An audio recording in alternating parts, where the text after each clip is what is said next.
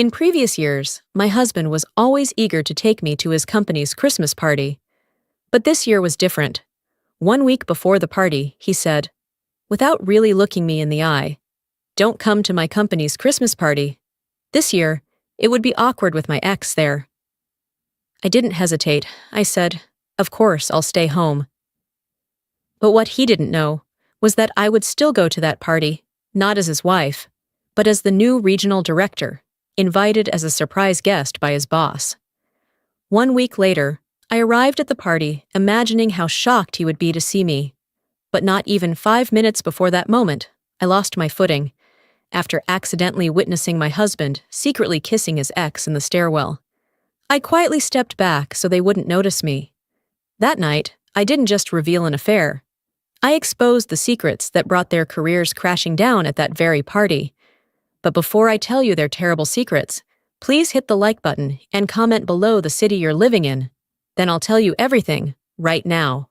I am Michelle, 35 years old, living in Boston, a stay-at-home mom working full-time online. Every morning starts the same. I take my 4-year-old son, Noah, to preschool, watch him run into class, then return home, make a cup of coffee, open my laptop, and log into work. For the past 3 months, I've been working online as the Regional Director of Operations for Elysian Jewelers Group, the same company my husband works for. I oversee operations, supply chains, and performance for the entire Northeast region. No one at the company knows my true identity, not even my husband, Daniel. In his eyes, I'm still just a wife working remotely for my old job, something that has nothing to do with the glamorous world of the jewelry conglomerate where he is a QA manager. 1 week before Christmas, while I was cleaning the kitchen and Daniel was lounging on the sofa scrolling through his phone, he said it so casually, like an offhand reminder, "You shouldn't come to the company's Christmas party. It'll be awkward because of an ex." I didn't ask who the ex was, didn't get jealous, didn't react, didn't try to find out more. I just looked up at him and replied neatly, "Of course, I'll stay home." Daniel exhaled in relief, as if shedding an invisible burden, while I began to memorize every detail of that sentence, from the way he avoided my gaze to the brief pause after the word awkward. That night, once Noah was asleep and the house had fallen quiet, my mind drifted back 5 years. Back then, I was the deputy sales director of a major cosmetics corporation, constantly flying for business, living the fast-paced life I once equated with success. Then, during a work trip, I went into premature labor at 31 weeks. Noah was born with a neonatal infection and spent nearly 4 months in the NIC. I spent more time standing in front of hospital incubators than in boardrooms, and when Noah finally came home, I chose to resign from my high-ranking position to be a mother first. I applied for a role as assistant sales director, a full-time online position, so I could be there for him. Noah grew stronger, but during his early years, he often fell sick with every change in weather, especially with pneumonia every winter. It wasn't until he turned 4 that Noah became almost as healthy as an average child. 6 months ago, watching my son run across the schoolyard, breathing steadily, I decided it was time to return to the workforce.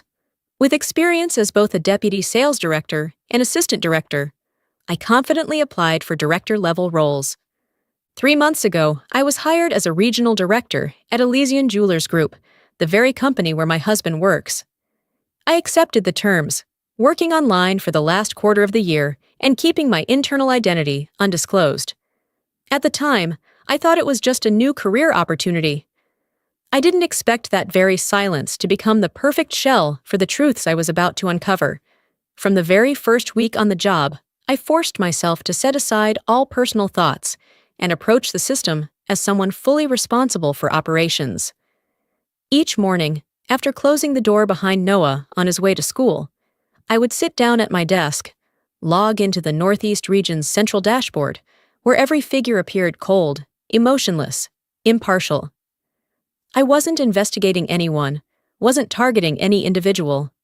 I was simply doing my job, reviewing processes, checking data, comparing performance across factories, suppliers, and monthly procurement cycles. At first, everything looked fairly standard, cleaner than I expected even. Reports were neatly presented, growth charts showed steady progress, defect rates were within acceptable limits. But the deeper I dug, the more I sensed something familiar from my past years in the cosmetics industry, that feeling when numbers are too perfect. I began peeling back layers of data, isolating procurement, comparing input prices by quarter, by supplier, by contract. That's when the first irregularities surfaced. There were material costs rising steadily month after month, with no corresponding improvement in quality or output. New suppliers appeared in the system with unusual frequency, despite having little to no prior partnership history. I lingered over those figures longer than necessary, not out of suspicion, but because my professional instincts told me that when there's a procurement issue, what lies beneath is rarely simple. I took notes, created a separate tracking file, marked contracts for review, telling myself this could just be market fluctuation, or maybe process errors. At that point, I had no image of Daniel in my mind, no thoughts of infidelity or betrayal. To me, this was just work, and those newly exposed numbers were like a thin thread, not yet enough to draw conclusions, but enough for me to begin tugging, slowly, cautiously, patiently. I began pulling that thread more slowly, more cautiously, opening each procurement contract in chronological order to understand what was really going on. When I filtered the data starting from the beginning of the year, one detail immediately stood out. 3 new suppliers had appeared almost simultaneously, with a rapidly increasing frequency of collaboration within just a few short months. I separated their profiles, compared their prices to the market average and to those of long-standing suppliers. The numbers stopped me cold. The cost of materials from these 3 partners was 18 to 25% higher than the market, a discrepancy far too great in the world of high-end jewelry, where every percent of cost is meticulously accounted for. I kept going, scrolling down to the contract approval section. One name repeatedly appeared at the very end. Crystal, head of procurement. I clicked into her personnel profile, not out of personal curiosity, but professional responsibility. Crystal had only been hired into this position 11 months ago, not even a year, yet she held full authority over all procurement decisions for the region. That in itself wasn't wrong, but coupled with the unusual pricing, I couldn't look away. When her resume photo appeared on the screen, I froze. That face gave me an odd sense of familiarity I couldn't explain, as if I'd seen her before, in a context completely unrelated to this job. I tried to dig through my memories, search the fragmented images of meetings, parties, or old photographs, but I couldn't place her. The familiarity passed quickly, just enough to grab my attention, but not enough to stop me. I closed Crystal's profile and returned to the contract board, taking notes with clinical precision. At that moment, only one question filled my mind. How could a newly appointed head of procurement push through such inflated contracts without facing any resistance from the system? I didn't have an answer yet, but I knew this much. These numbers couldn't exist without at least one other link in the chain. And if I wanted to find it, I had to move away from procurement and step into the quality control domain. I opened the quality feedback logs by batch and cross-checked them with the corresponding QA reports. At first glance, everything still looked clean. No serious complaints, no red flags, no rejection records. Every batch, without exception, was marked pass. Too perfect, so perfect it sent a chill down my spine, because in the high-end jewelry industry, where natural materials inherently carry variance, it's nearly impossible for every batch to meet the standard flawlessly. I kept scrolling down to the final signature line on each QA report, and then a familiar name began to appear over and over again before my eyes. Daniel, QA manager. I lingered long on that line, not because I was seeing my husband's name, but because, with years of management experience, I knew the weight of that signature. The final QA signature isn't just a formality, it's a legal shield for the entire procurement chain ahead of it. Once that signature is placed, all prior discrepancies are nearly legalized. I forced myself to stay calm, continuing to work like a true operations director. I opened the QA file's metadata, checked the edit history, compared the actual inspection times with the timestamps of when the reports were saved. And that was when the timestamps began to betray their creator. Several QA files showed signs of being edited after the inspection had occurred, some even altered hours after the goods had already been cleared for warehousing. That cannot happen if the process is properly followed. A QA report is supposed to be a final output, not a document that can be touched up after everything is done. I sat silently in front of the screen, my hand still on the mouse, but clicking nothing. At that moment, I no longer saw scattered numbers. I began to see a systemic loophole where procurement and QA were no longer operating independently, but instead were working together with chilling smoothness. And what unnerved me most wasn't seeing Daniel's name in those reports. It was this undeniable truth. Those edits could not have been accidental. When a process has been deliberately bent, the next thing to look at is always the money.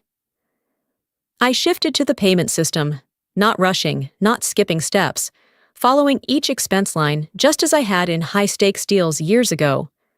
I filtered by supplier, by month, by shipment batch, then expanded to include service fees I hadn't scrutinized before. And it was within this layer of data that the picture began to sharpen. The payments weren't going directly from Elysian Jewelers Group to the material suppliers, as was standard. Instead, they passed through two intermediary LLCs. The company names sounded perfectly legitimate, with complete tax records and clear office addresses. At a glance, nothing seemed suspicious. But when I cross-checked their founding dates, I discovered both LLCs were established shortly after Crystal was appointed head of procurement. I went on to compare material prices before and after that point, then compiled everything into a single table. The price discrepancies increased month by month, not abruptly, not hastily, but like a plan crafted to avoid detection. I totaled the price gaps over the 11-month period. When the final number appeared on screen, I had to take a deep breath. $2.2 million.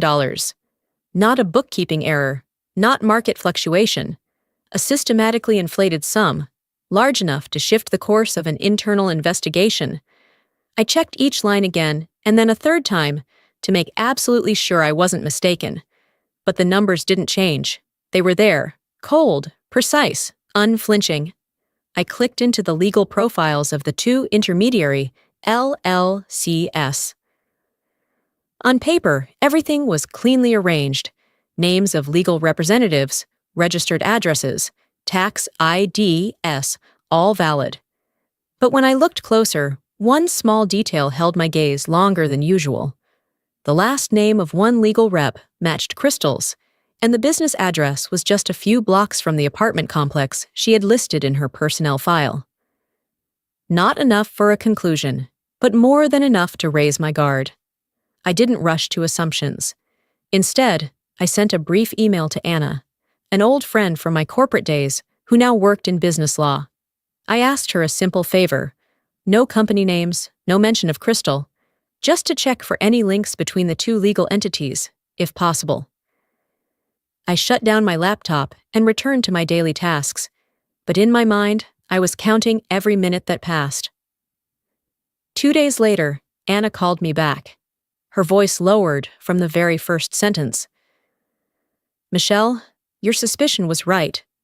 She explained that, through old notarized documents and internal authorization forms, the legal rep of one LLC was a direct relative of Crystal, her cousin.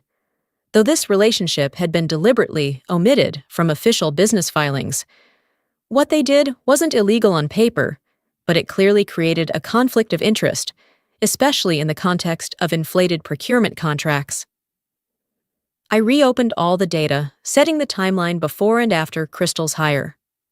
Prior to that, material contracts followed market prices. QA had minor errors, but stayed procedural, and no intermediary LLCs existed. Everything started the moment Crystal took control of procurement. At this point, I no longer felt like I was assembling disconnected fragments. The picture was complete, and I knew then. This was no longer suspicion. This was verified truth. But the most important thing at that time was that the truth still remained within the scope of work. At that point, I hadn't once thought about infidelity. In my mind, Daniel was still my husband, the man who had, for years, shown up in my life as a dedicated QA manager, a responsible father, and the person who once held my hand as we stood before the NICU incubator, night after night, when Noah was still so small. I remember clearly how, in past Christmas seasons, Daniel had always been the one to invite me to the company's year-end party. I had sat beside him in those bright banquet halls, shaken hands with his colleagues, listened to his work stories told with pride. Not once had he shown hesitation or discomfort about having me there. That's why, even now as I faced evidence of fraud, I kept a clear distinction between my role as a wife and my role as an operations director. To me at that point, this was simply a serious case of internal fraud, a procurement QA system manipulated by a conflict of interest that I had the responsibility to handle. I hadn't yet questioned the personal relationship between Daniel and Crystal. Not once had I mentally linked their names together. I believed that if Daniel had done wrong, it was wrong in his professional role. Nothing more.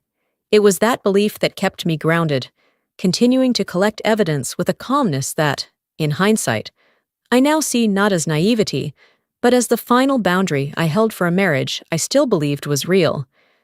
That boundary kept me working with a clear head, but that same clarity drove me deeper into the data. I went back to the internal email system, not searching emotionally, but by timestamp. I sorted all correspondence by sending time, separating emails during business hours from those sent outside of them. Within minutes, a clear pattern emerged. Crystal and Daniel exchanged a significant volume of emails after hours. Not brief, informational ones, but long chains, sent late at night, early morning, even on weekends. I opened each email, reading every line carefully. On the surface, the content was still work-related, but the tone wasn't. The opening lines were no longer formal, and the endings weren't simply about task confirmations. I didn't need romantic language to see it, because in a corporate setting, intimacy reveals itself in frequency and timing, not words. I noted overlapping hours, days where both sent unusually late emails, then cross-referenced those with business trip logs and shipment schedules. Next, I pulled up the list of meetings labeled Supplier Evaluation. On the calendar, these were marked as high priority, but when I searched for meeting minutes, there was nothing. No reports, no summaries, no confirmation signatures. The meetings existed on the schedule, but left behind no administrative trace. In a system as tightly standardized as Elysian Jewelers Group, this was nearly unacceptable, unless someone had deliberately let them slip by unnoticed.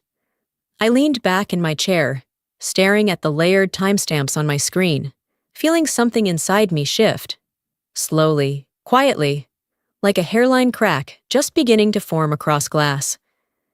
I still didn't call it suspicion. I still didn't allow myself to think beyond work. But I knew one thing for certain. When work bleeds outside office hours, when meetings leave no record, the story behind them is rarely just professional. That thought had barely settled when one small, seemingly accidental detail became the final piece that pushed me into another level of awareness. While scanning through the email system to finalize my evidence log, I noticed a personal email that had been mistakenly sent through the work channel. The subject line had nothing to do with business. No project codes, no shipment IDs.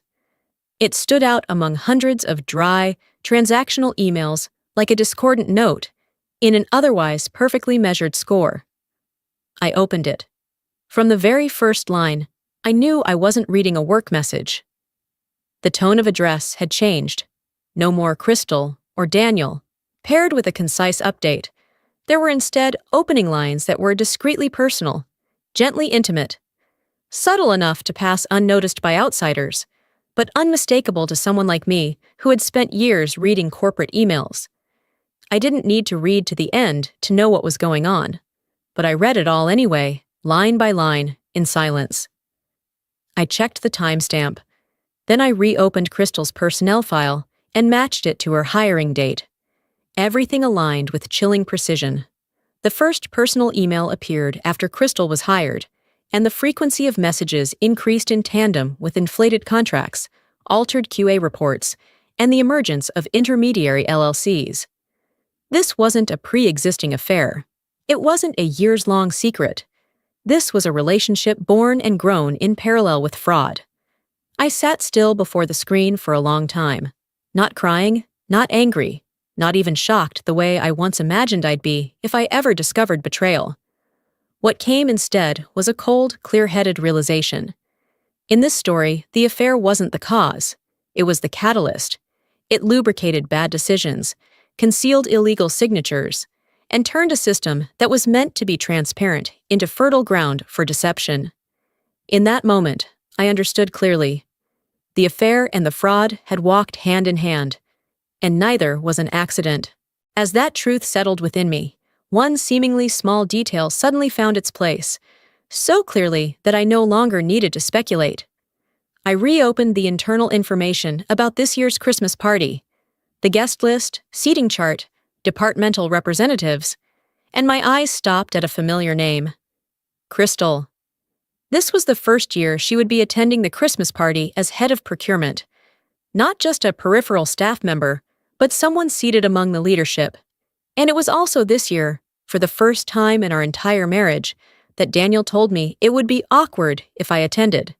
In previous years, when I'd gone with him to these year-end gatherings, he'd never once seemed hesitant or uncomfortable. No warnings, no excuses, no distance. Back then, everything in his work life had been functioning normally. No irregular procurement contracts, no suspicious QA edits, and no new outsider stepping into a sensitive position like Crystal's. Crystal had only been hired less than a year.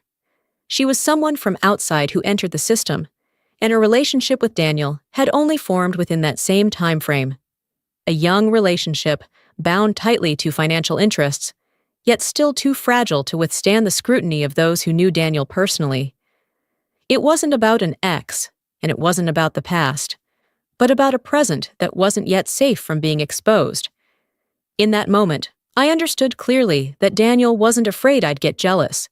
He was afraid I'd notice. Notice the small changes in how he stood next to another woman, the awkwardness not yet rehearsed, the gestures that a wife who has lived with him long enough could sense instinctively. And precisely because the relationship was still vulnerable, still not well hidden, the order to keep me away from this year's Christmas party became essential to him. I closed my screen and sat quietly for a few seconds, feeling not an eruption, but a strange calm. At that moment, I knew I didn't need to arrive early. I didn't need to say a word. I just had to wait for the right moment, when the lights they were trying to avoid would be forced to come on, and all those flimsy shields would no longer be enough to hide behind. That thought didn't lead me to act like a betrayed wife, but with the clarity of someone used to standing before major decisions. I didn't speak to Daniel. Not a question, not a probing look, not a single hint. At dinners afterward, I still sat across from him, asked about Noah, talked about the weather, about our son's school schedule, as if no other truth existed in my mind. I didn't question Crystal either, though I could have summoned her in my capacity as regional director, asked formal questions, and forced her to respond. But I understood that confronting too early would immediately trigger their defense mechanisms, and I didn't want them to be on the defensive. Not yet. I needed them to continue believing everything was still normal. I hadn't even informed senior leadership, not because I lacked evidence, but because I was waiting for a moment when the truth could no longer be twisted or bargained with. Instead, I worked in silence. I collected, categorized, and locked all the evidence systematically. Every email was saved with a timestamp.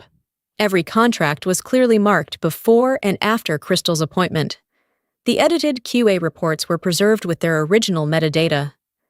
The financial flows through the intermediary LLCS were cross-checked and compiled into a single, comprehensive table. I created separate folders, labeled them by date, backed them up onto an independent secure drive, and printed out essential hard copies, as though preparing for an audit only I knew was coming. The more I worked, the more I realized that what mattered wasn't how much evidence I had, but where it was placed and how it was revealed. A truth told at the wrong time can be dismissed as personal emotion, but a truth presented on the right stage becomes a conclusion in itself. I didn't need to raise my voice. I just needed everything to be seen at once, under lights they couldn't turn off. In that moment, I knew I was ready. Not to confront in the living room or bedroom, but to step into a space where I held enough authority, enough proof, and enough composure to speak the truth. I wasn't seeking revenge. I was preparing a stage where every action would stand exactly where it belonged, and where my silence all this time would finally have a reason to exist. And that evening, I drove to the Christmas party venue earlier than planned. According to the arrangement made in advance with the regional CEO, I didn't enter through the main hall, didn't appear under the lights, or among the clinking glasses and congratulatory laughter. I took the service entrance, used only by staff and organizers, where everything moved quickly, quietly, and no one paid attention to a simply dressed woman like me. The atmosphere backstage was entirely different. There were no Christmas carols, no wine glasses, just hurried footsteps on tile and whispered conversations. I stepped aside to let a few servers pass, then turned into the internal stairwell that connected the office floors with the event area. And it was there, under the dim yellow hallway light, that I saw them. Daniel and Crystal stood close, too close to be just colleagues. There were no showy kisses, no hurried gestures, just a brief moment where they leaned into each other, lips meeting for a fleeting second, like a habit already rehearsed many times before. It happened silently, discreetly, and if I hadn't been there, it might have passed without leaving a trace. I didn't step forward, didn't cough, didn't drop anything to draw attention. I simply took out my phone and captured a single photo. No dramatic zoom, no need for multiple angles, just their faces, the stairwell setting, and the timestamp displayed clearly on the screen. I checked the photo once, turned off the screen, and tucked the phone into my coat pocket like I had just completed a minor task on my to-do list. Then I turned and walked away the same way I came, slowly, unhurried. Daniel and Crystal had no idea I had been there. No idea that the moment they thought invisible had been recorded, not for jealousy or confrontation, but to become the final piece in a nearly complete puzzle. As I exited the service area, the Christmas music from the main hall grew louder, mingling with the laughter inside. I took a deep breath, adjusted my coat, and knew that when I stepped into the light in just a few minutes, this story would no longer remain in the dark.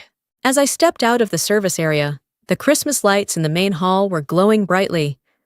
The music played just loud enough, and the clinking of wine glasses created the familiar soundscape of a year-end party. People stood in small groups, chatting and laughing cheerfully, unaware that in just a few minutes, the entire atmosphere would change. Then the regional CEO stepped onto the stage, microphone in hand, his voice deep and clear. The music faded. Conversations gradually came to a halt, as if the entire room was returning to a shared breath. He began with a few end-of-year congratulations, thanking departments for making it through a turbulent year, then paused briefly.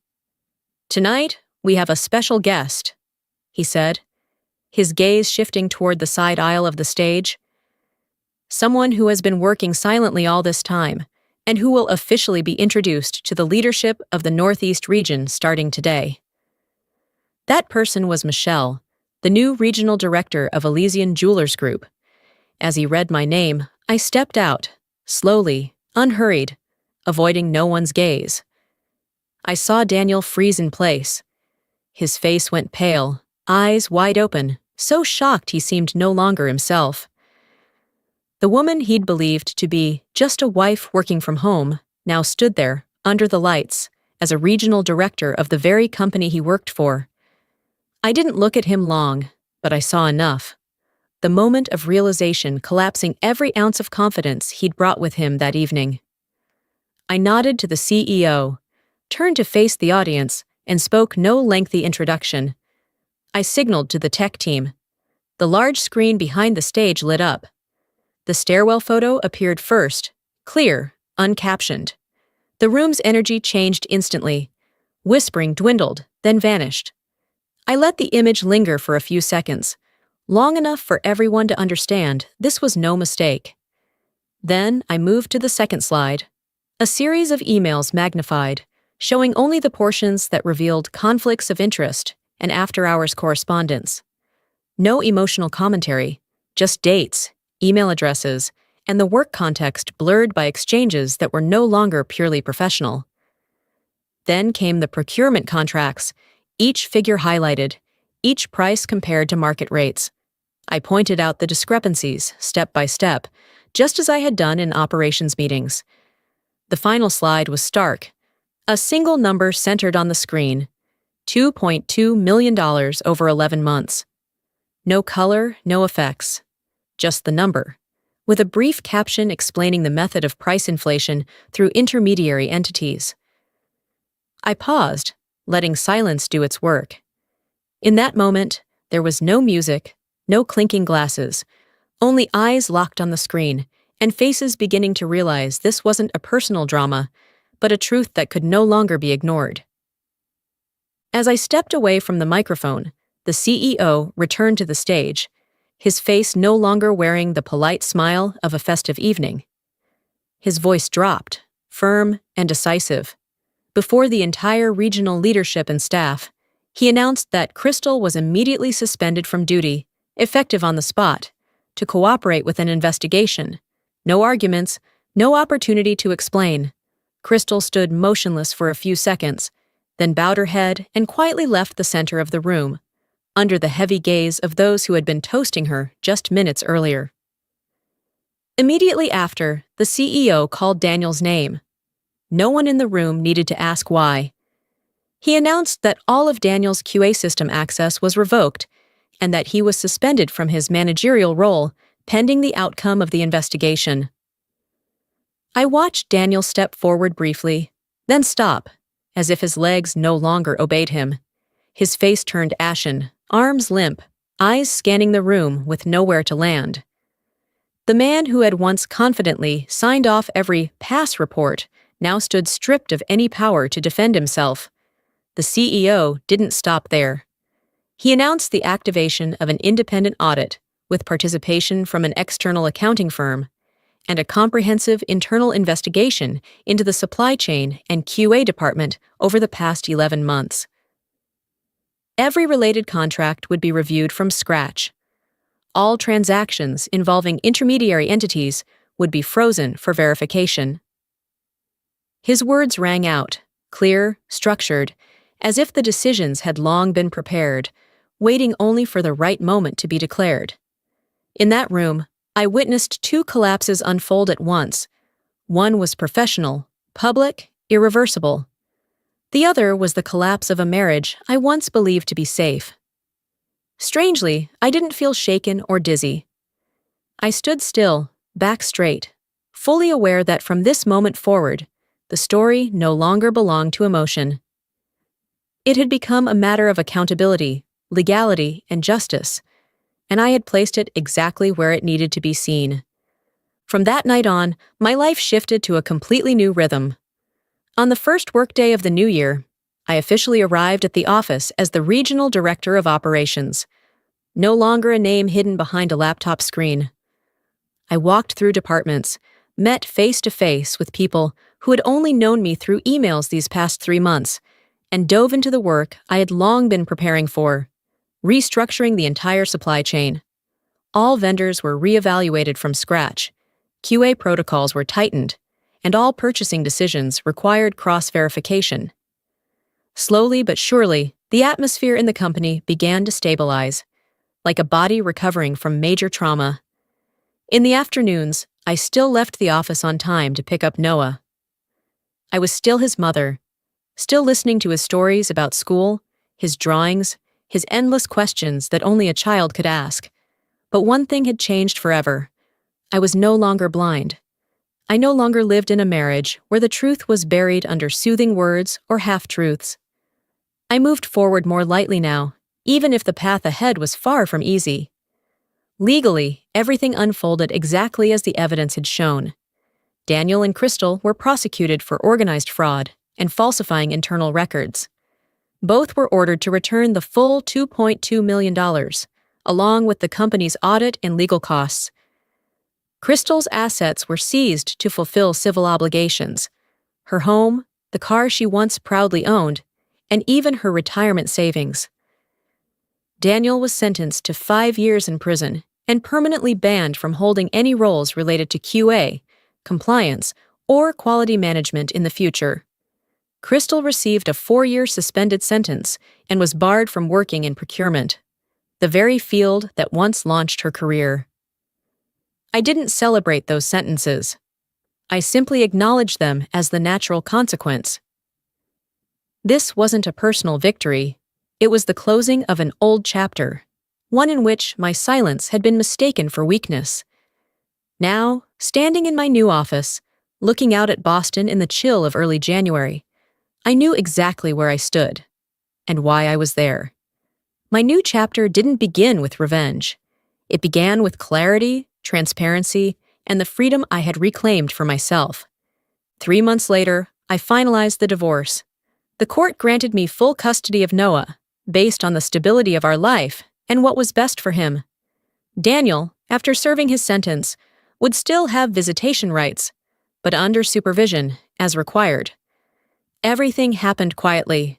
No shouting, no prolonged battles. I signed the final papers with a feeling that was very different from what I had once imagined. Not pain, not triumph, just relief. 1 year passed since that company Christmas party. Tonight, I stood by the window, looking out at Boston, lit up after Christmas. The city was the same, the familiar streets, the golden glow reflected in the windows, people slowly making their way home after a long year.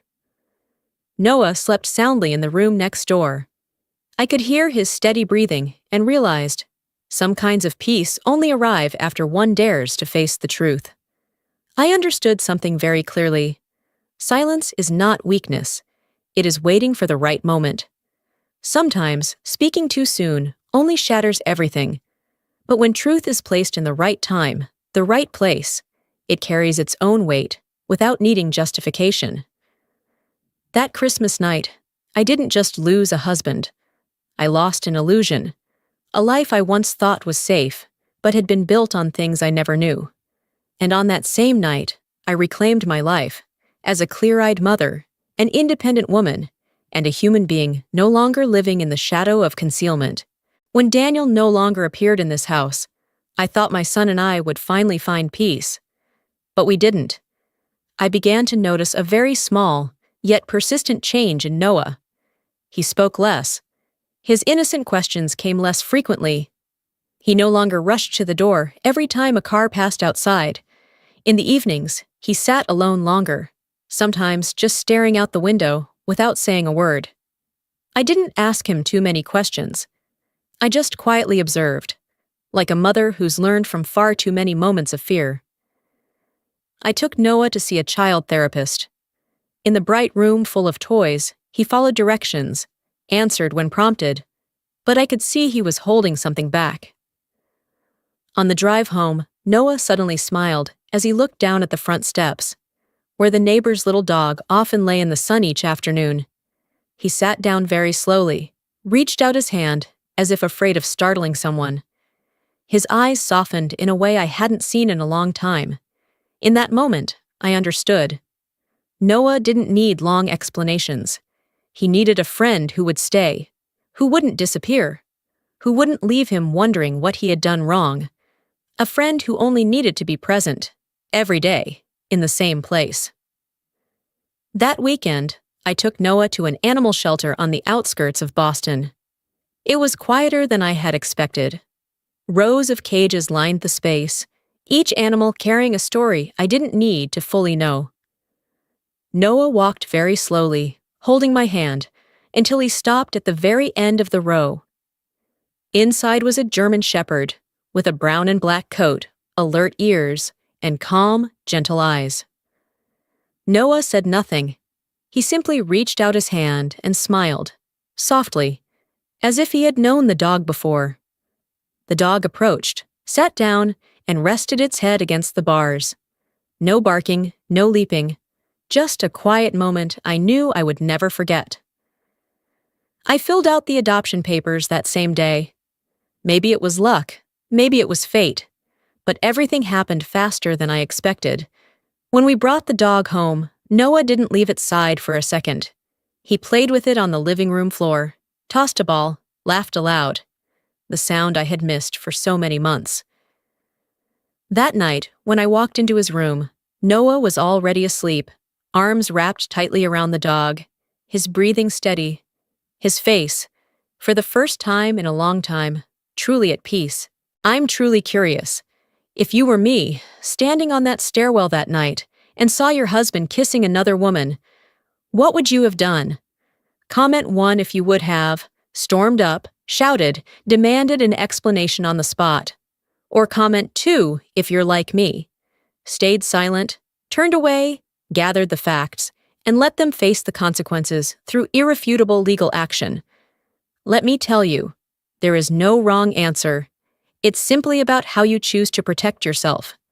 If this story made you reflect, please hit like, subscribe, and share it with a woman you care about.